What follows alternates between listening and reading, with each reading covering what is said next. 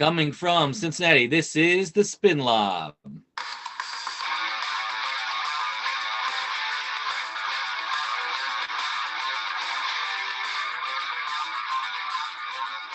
Hello, everyone, and welcome to the Spin Lob. We're back. I'm so excited to be back, Nick. Here we are in season 2, episode 5, and the countdown has begun. That's right. Spring 2021 water polo season has arrived. We're only a couple weeks away. We're going to do an overview with guest Dave Matulis. He's the head coach of the Walnut Hills Water Polo program. The Spin Lob is produced and recorded live by Mike Jones and Nick Helwig. It's supported by the Ohio Squirrels Water Polo Club. You're never too old to get in the game. Go nuts. And if you're swimming a lot of laps right now, that's exactly what we're doing. If you like doing that, come join us. We cleared 2,200 today. Actually, it was more like 1,800 today, but my shoulders are still hurting. And also by Marlins Water Polo. For love of the game, there's Marlins Water Polo. This podcast is all about Ohio Water Polo, how we fit in the national scene. It's a combination of what's going on in the Ohio, the Midwest, and at the national level. Nick, why don't you give us an update? It's been a while. Give us an update on Ohio and how things are going on your end. Yeah, there's been a lot of updates. I think last time we had a big conversation was a couple months ago. And so we are, like you said, a week away from the start of the season. A couple teams have actually been getting in the pool already. But for most teams, it's going to be like the first week of March that we're going to see the teams really get back in the pool. And speaking of pools, there's been some big changes on the horizon. We see a lot of new pools actually popping up. UA is currently under construction. They were talking today on our coaches meeting about how they're haggling between what they can tear down of their current pool and being able to play there. They're wrapping that up. The pool looks phenomenal.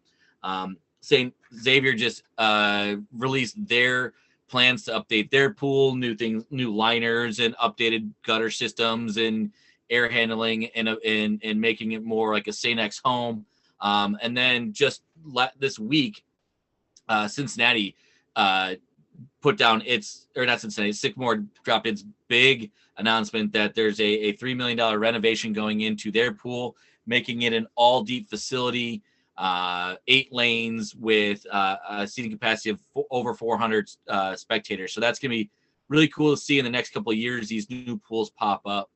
And then, with the team starting, we kind of have a lot going on. We had our coaches meeting today, and kind of we're wrapping up how regionals is going to play. The South regionals is a one and done. And so that is, it's going to be a new kind of format this year where it's going to be played out through the whole week. The games are going to be played at Princeton.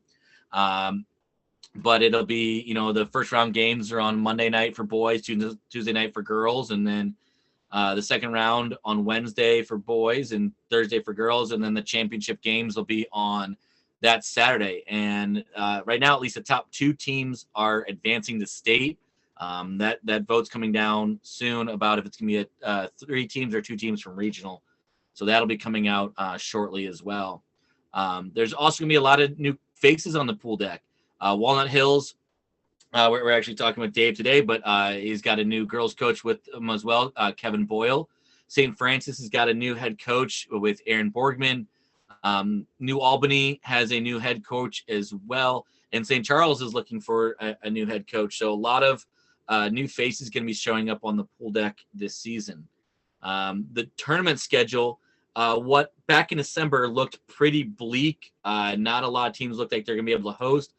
We have seen an explosion in teams now being able to host as some of the restrictions have been lifted. On the girls' side, the first tournament we'll see this season right now is in March 19th and 20th, so the second week of the season basically. Princeton's hosting a girls' tournament, JV on Friday and varsity on Saturday. And then the next weekend, so normally the kickoff the season is the Courtney Fisher Sprint Off. That's been moved to the 26th, so the fourth week of the season. That's looking like it might be a JV and varsity tournament as well. On the guys' side, St. X is hosting a tournament at Princeton on the very first weekend of the season, so on the 6th and 7th. They'll be hosting over there. Upper Arlington is hosting a varsity invite the 20th and 21st, and then Princeton will be hosting the boys tournament on the 26th and 28th. So lots of polo in that first month. those tournaments now, some of these places are going to be able to have a few fans in there. Most of them won't, or very limited. Only maybe like the host teams can go.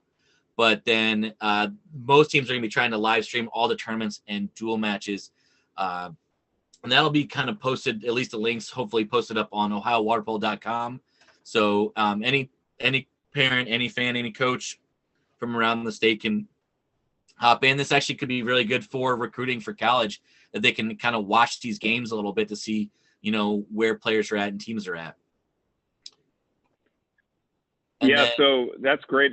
If they can do any kind of live streaming, Nick, that's fantastic. Facebook Live. I remember when the women's state championship game was the last year, the year before, that got shut down because of electricity at Princeton, and they had to move it to like a Monday or a Tuesday or something like that, where UA was in the state finals and they couldn't get back down to Princeton. Not everyone. So we worked with Ohio Water Polo and their Twitter account and somehow got something up for live streaming, and it was okay. I think the camera person was horrible, but it was okay. It was enough for me to be able to sit at home and watch it from my couch, and I think that's going to be great. I mean, just over this weekend, I know a lot of teams out West Coast were live streaming, and it was so exciting to watch. So if we can get live streaming going across all these matches, it's going to explode water polo, I think, organically, because more people are just going to get access to it that really aren't familiar with the game. Yeah, I know, like right now, like St. X has ESPX, like they're live streaming. I've been working with RAD about setting up and how we're going to run our live streaming as well. I mean, it could be all sorts of things from Facebook Live to YouTube Live to dedicated streaming from school. So we're going to try to organize that all into one space so that way, anybody has access to that.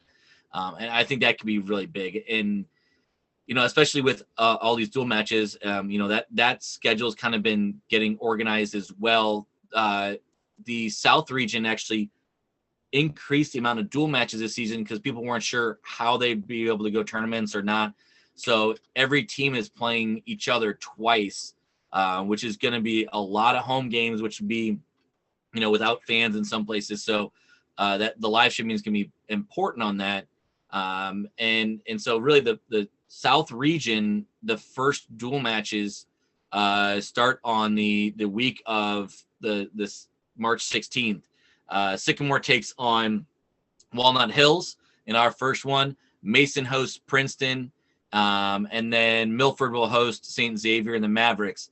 Now Oakwood on this one, it sounds like they're only running JV this year, and so they'll be actually kind of feeding into games where Milford right now is looking like they're short on the girls players, so there's an open slot at their pool. So Oakwood's actually going to slide in there on those days to get some playing time, or some Walnut Hills days, just so that way they get some JV time as well.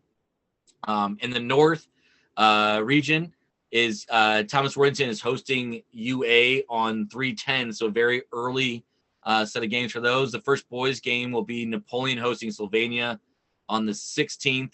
And then that's also a girls varsity game as well. St. Francis gets their first home match versus Napoleon on the 23rd. Kilbourne girls will get a dual match on the 24th. So lots of stuff going on early in that season. Question for you, and Dave, feel free to chime in here too. You've been on these Zoom calls with a lot of these coaches. How's morale been? Are they optimistic that this is going to go well, or are they like, yeah, we'll just see how it goes? What's the pulse?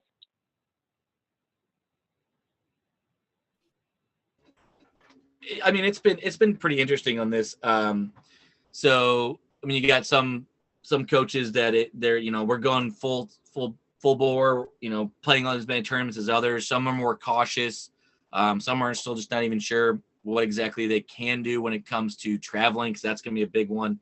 I think here in Cincinnati, we're pretty lucky because we've got so many local teams that we don't have to worry about travel. Whereas like Napoleon, they've got an hour travel to pretty much any team that they're going to compete against.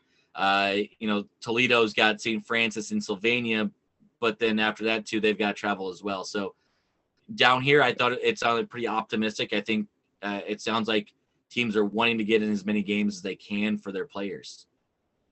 Dave, what do you think about that? What have you heard? Yeah, so I just kind of second what you were saying. I know we're kind of somewhere in between, but from what I've heard, a lot of people are just excited to finally be playing again. So whether it be in limited capacity with just doing dual games or going full out with doing tournaments almost every other weekend. So I know everyone's just kind of excited just to be able to get back in the pool again. And there's been a lot of college polo going on, actually. And so, Mike, you want to kind of give us a regional update on some of the college level stuff that's been going on? Sure. Yeah. We don't just track water polo within Ohio. We kind of look around the region. And you're right. There's been a lot of collegiate level water polo going. So Mercyhurst up in Erie netted its first victory of the 2021 season. They beat Washington and Jefferson 17-8 on Saturday. I know we have at least one Ohio player. I think they're from St. Charles playing for Mercyhurst.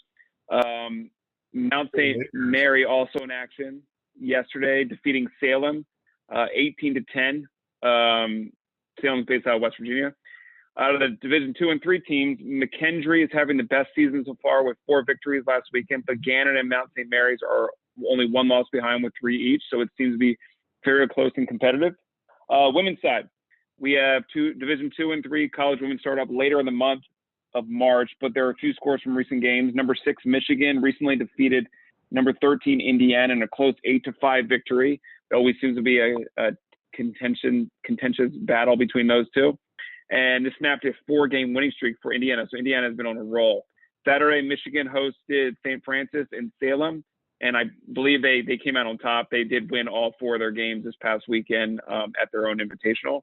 And obviously, we need to do a shout out for up in Wittenberg. There are our Ohio Collegiate program. I know Savon Pardon's doing a great job getting her girls ready. She was anxious in getting them going, but I think they're having a good start. So we're excited to see what they can put in the pool.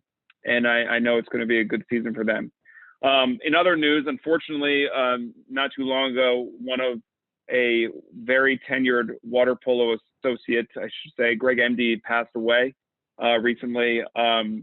Gregg was a former Lindenwood Club water polo coach and a national championship within that program several times. I believe Lindenwood's clipped a couple of them. Also was one of the starters of the McKendree program that's doing very well, and an official too. He also was a USA Water Polo Club coach for Mad Dog out in St. Louis. So he's been all around the block. The one thing I will say, I only refereed with Gregg one time. It was here in Cincinnati. It was at the Sunlight Shootout that was hosted by St. Xavier High School. And it was the championship game, and it was going to be a very tough game. 2 very chippy teams. They were just very aggressive and physical, and coaches that like to be heard. So we had to control them from the very beginning. And during the pregame match, the only thing Gregg said to me is like, if we just do our job, we'll be fine. That's how, and it was complete confidence, and it just calmed the mood. And how he said it was very calming. And we did a great job in that game. We handled everything very well. Coaches appreciated it. It wasn't anything, nothing went out of control. No player went crazy. There was no game ejections. And we controlled the game from the very beginning. And I think going forward after that, I always use that. Like I've been trained enough. I just have to do my job and the game will be fine. I don't have to overthink things. And so I think I took a lot away from that. So we'll miss Gregg deeply, very much sending condolences to his family and friends and the people of St. Louis, because I know he was well liked and loved all over St. Louis, the Missouri area, and obviously around the country. So, yeah, and Gregg had probably one of the most unique laughs on the pool deck or anywhere. If you heard laughing, you knew exactly who it was at that moment. It could be in the middle of a game, could be whatever. If you heard it, you knew Gregg was around. I got to coach against him a couple times with our club tournaments and stuff like that here in Cincinnati, and then in JO stuff going up against him. And so, I kind of was able to see him at multiple occasions coaching wise. So, I know that was a hard loss for those in St. Louis.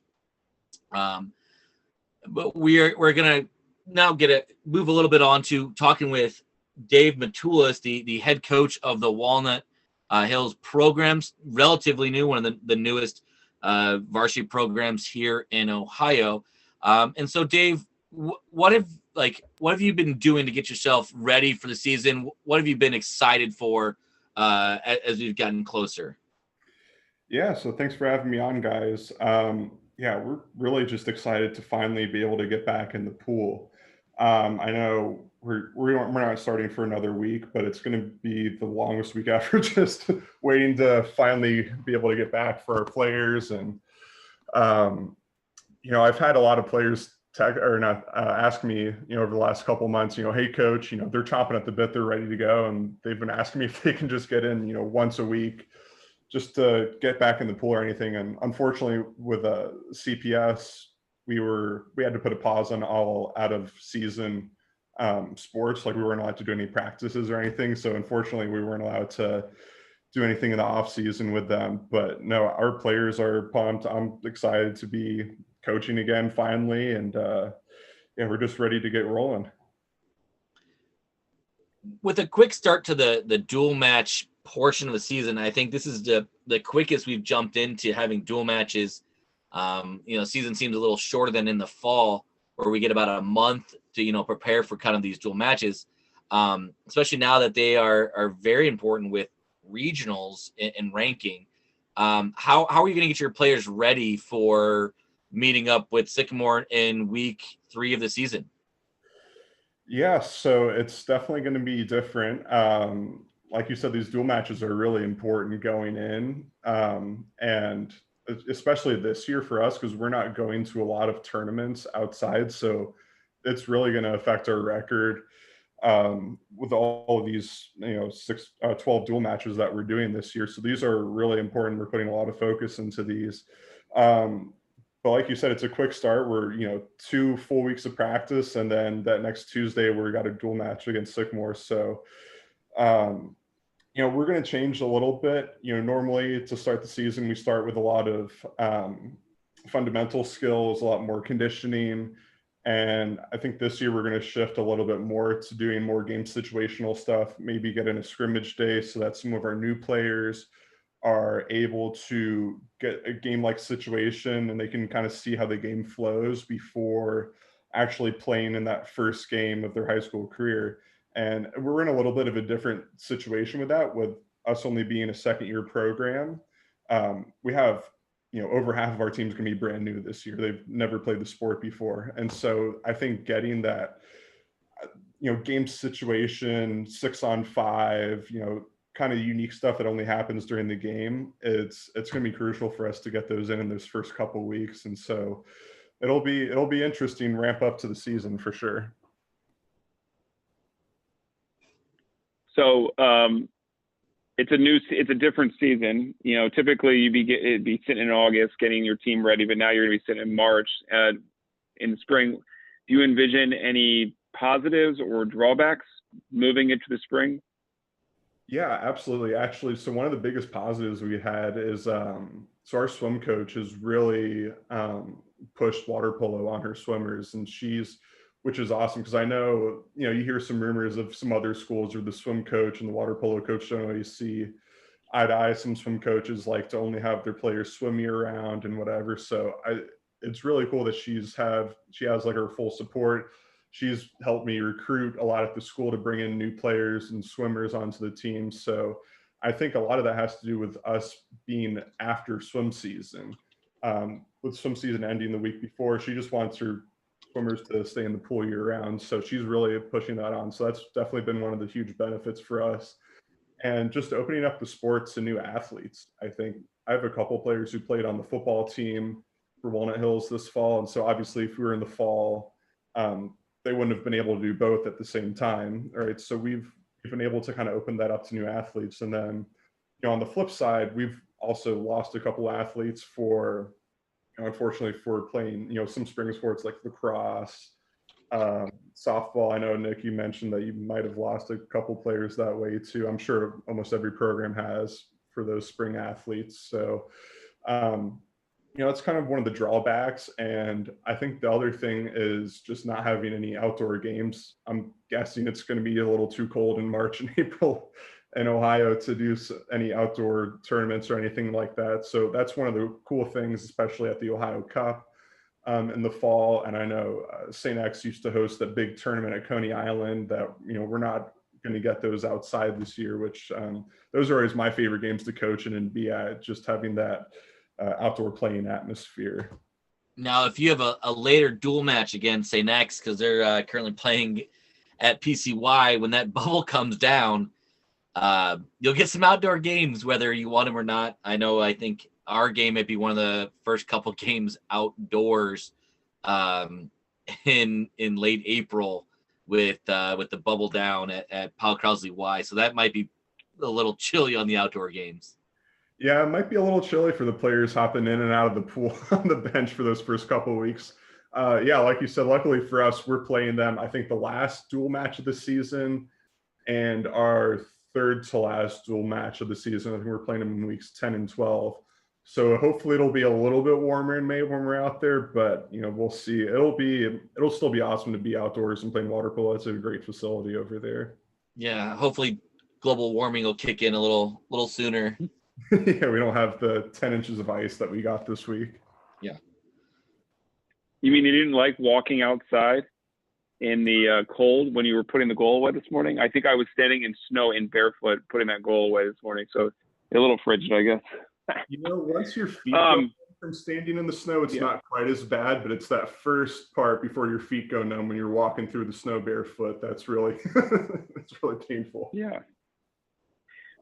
Dave, you got 2 weeks to prep your players, and I know they're coming off for swim season. Hopefully most of them swam, but what are some key drills? I know you mentioned 6-on-5 and getting those things right, but getting them in water polo shape, what are some key drills and conditioning that you're planning on doing? Not to give out the secrets, but what do you plan on doing to get them ready and kind of pivoting them away from swimming a little bit and using, building up leg strength and things like that?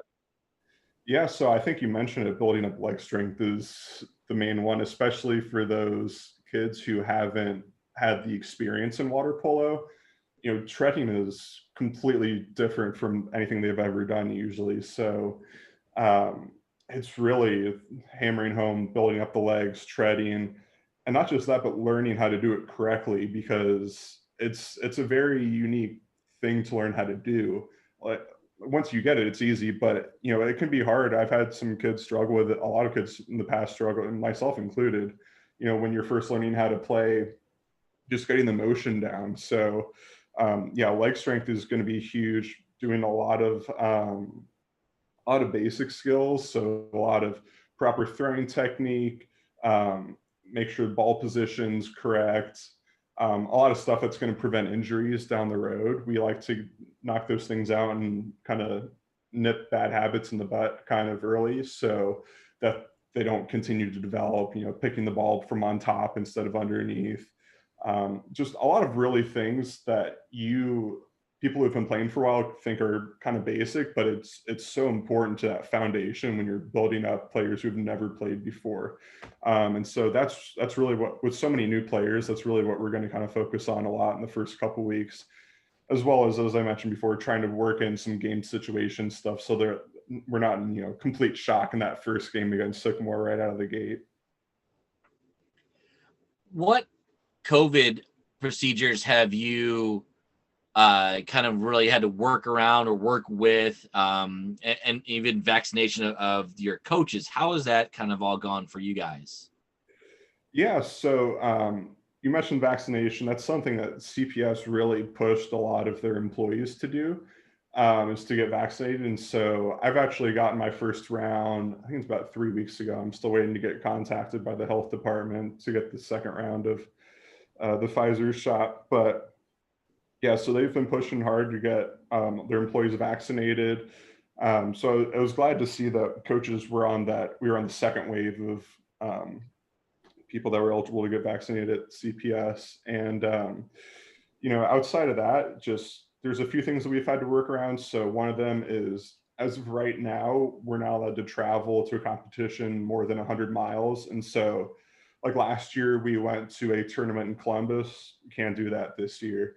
And so that's kind of the big one that's kind of affected our schedule. Luckily, we have all these dual matches this year, and there's a lot of tournaments in the Cincinnati area, like you mentioned earlier. There's a lot of games that are happening around here, so we don't really need to travel to get all the games in. And a lot of the things that you see at most schools, so wearing masks as you're coming in the building and as you're leaving the building. We're going to have limited locker room access. Every player before they come in has to fill out a questionnaire. Like, I'm sure a lot of the kids that did club over the summer had to do the same thing, where it's a questionnaire for tracking symptoms. So if they've had any of the symptoms that are related to COVID, don't come into the building, stay at home until you're feeling better, or until you test negative. So I think those are kind of the main ones.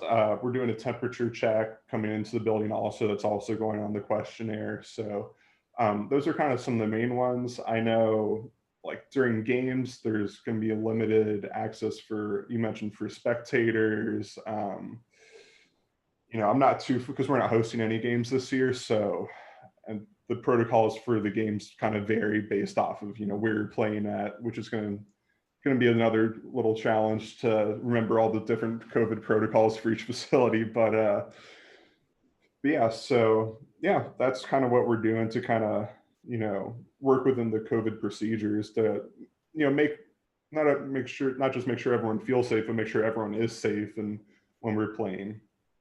Yeah, that different procedures, different pools is gonna be a tough one. I know, just there's no common thread, pool to pool different, what you can and cannot do, locker rooms, not locker rooms. That's going to be, a tough challenge. I know our AD was just wondering if there's like a whole state for the procedure for all games, and there's not, because of different pool sizes and all that stuff. So yeah, it's going to be quite challenging to try to figure out and negotiate that, is, trying to stay safe so we can have our season, because my room's right next to the basketball coach, and his team was out for 2 weeks, and they've had games canceled and rearranged like day of, because of teams having to go in quarantine. So that's going to be interesting to see how well, or how that's going to play out with such a small number of teams. You can't just pick up another game when a team goes on quarantine for 2 weeks. So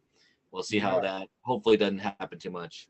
Yeah, and that's definitely going to be a challenge if there's a team that has to, you see it in college basketball, or you mentioned high school basketball a lot. If there's a team that, has to quarantine for 2 weeks and they have to miss a dual game, or maybe two dual games, with the season being so compressed, like, how do you make those games up? Yeah, it's going to be an interesting season once we get rolling. Hopefully everyone, we're able to get through it and, without too many issues, but it's going to be a challenge for sure. So we'll see how it goes. Yeah, and hopefully, and I just thought about something like this, and another thing we play on too is limited referees. If referees have to go like on quarantine for a while, something like that, we're out some referees. That's going to be kind of hard to work around as well, especially if it's like a tournament weekend or something. So that'll be interesting to see as we go along. Well, let's go ahead and wrap up this call with give us some of the players that we want to watch coming from Walnut Hills on the girls and guys side for this season. Yeah, definitely. So on the girls side, I know you mentioned we have another coach coming in on the girls side. He's going to kind of run the girls team. So I'm not going to be too ingrained with them, but I do know, coming back just based off of last year, we have Kenner, and Haley, and then some of our older girls, Caroline, Emma. They're going to be, I can imagine they're going to be some key contributors coming back on the girls side. Some of them have been playing year round with us, or playing year round with clubs, so they've been really developing their skills a lot. And so the girls should have a pretty solid team this year. On the boys side, we have a couple seniors, Tommy and Evan, who I should throw Atticus in there too, who they've all been playing year round with clubs. So again, they've had a chance to really expand their skill sets. So yeah, we're looking for those guys to be some of the key contributors and, have a pretty big season for us. Well, that's great to hear. Looking forward to seeing you guys in week 2 and seeing how all things progress throughout the season. So I want to thank you a lot for coming onto the program tonight. Yeah, no, thanks for having me, guys. It was fun. Yeah, we'll see you a couple weeks into the season. Yep. Thanks, Dave. And Nick, you heard it from Dave. They're going to be working on 6-on-5 a lot. So don't get kicked out and then you'll beat them. I mean, it's that easy. So very good. Well, we appreciate it. We're going to go ahead and close up our session here. So the Spin Lob is produced and recorded live by Mike Jones and Nick Helwig. It's supported by the Ohio Water Polo Club. You're never too old to get into the game. Go nuts. And also by Marlins Water Polo. For the love of the game, there's Marlins Water Polo. And our theme music is produced by Jason Shaw at audioanautics.com. I always screw that up, but thank you, Jason. See you next time on the Spin Lob.